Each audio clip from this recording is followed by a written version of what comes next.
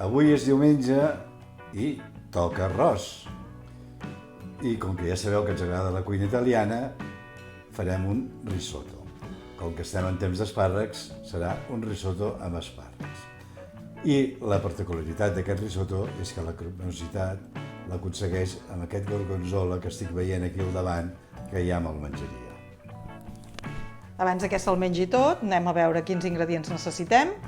Farem servir 200 grams d'arròs arborio, que va bé pel risotto, un manat d'espàrrecs verds.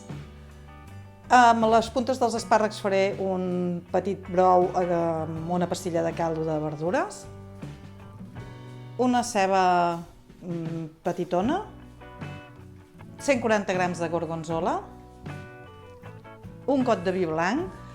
Com que no tenia vi blanc, he agafat un got de cava, coses del confinament, 25 grams de mantega, sal i oli d'oliva. El primer que faig és treure les puntes de baix de tot dels espàrrecs, que són les més dures, i aquestes ja les descarto. Després tallo més o menys per la meitat, deixant les puntes i la part del mig. Tant amb les puntes com amb la part del mig faré el caldo. Amb un pelador de tomàquets, de verdura, pelo una mica les tiges dels espàrrecs, que hagués estat bé que ho hagués fet abans de tallar-los, però me n'he oblidat. Coses del confinament. He posat a bullir aigua amb la pastilla de brou vegetal i ara hi tiro les parts mitges dels espàrrecs, que ja he pelat, he rentat, i els tindré bullint 5 minuts. Un cop han passat 5 minuts, hi poso les puntes dels espàrrecs i ho deixaré bullir tot junt 5 minuts més. Després de bullir 10 minuts, el que faig ara és treure'ls d'aquí i deixar-los escorrent. I per una altra banda ja estic escalfant l'oli en una cassola per començar a sofregir la ceba. Tiro la ceba picada en la cassola amb oli i deixarem que es vagi sofregint. He agafat 4 puntes d'espàrrecs que les reservaré per decorar el plat, només el tros de la punta. I ara, amb tota la resta, el que faré seran rodelles, no massa grans. Quan la ceba ja està transparent, hi tiro el gotet de vi blanc, de cava en aquest cas, i el deixaré ara que evapori una mica l'alcohol. He tingut el vi evaporant-se uns 3 minuts i ara hi afegeixo els espàrrecs que he tallat. Ho remenaré, deixaré que s'impregnin de la ceba i el vi. En 3 minutets ja hi tiro l'arròs i ara deixaré que l'arròs també s'impregni de tots els gustos.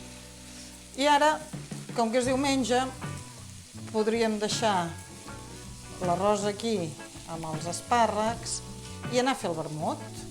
Un cop fet el vermut, torno a engegar l'arròs i ara ja hi vaig tirant uns quants cullerots d'arròs. La idea és tirar uns cullerots de caldo, volia dir, clar. La idea és que l'arròs quedi cobert i, si durant la cocció en necessita més, anar-li afegint.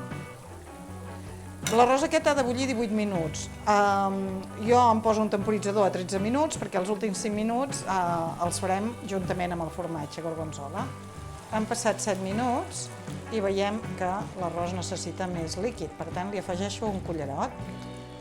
I aniré fent així fins que arribem al temps de... Ha fet 13 minuts de cocció i ara hi afegeixo el formatge gorgonzola. Remeno bé i acabaré de fer els 5 minutets que em queden.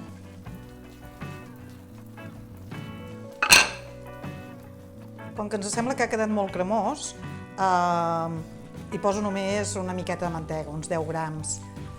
I ara seria un moment també de rectificar de sal si ens sembla que n'hi falta una miqueta. En principi el gorgonzola ja és un formatge potent, per tant, jo ja el trobo que està bé. I ara hi posem les puntes que havíem reservat per decorar-ho una miqueta i ja el tindrem a punt per servir i per menjar. Bon profit!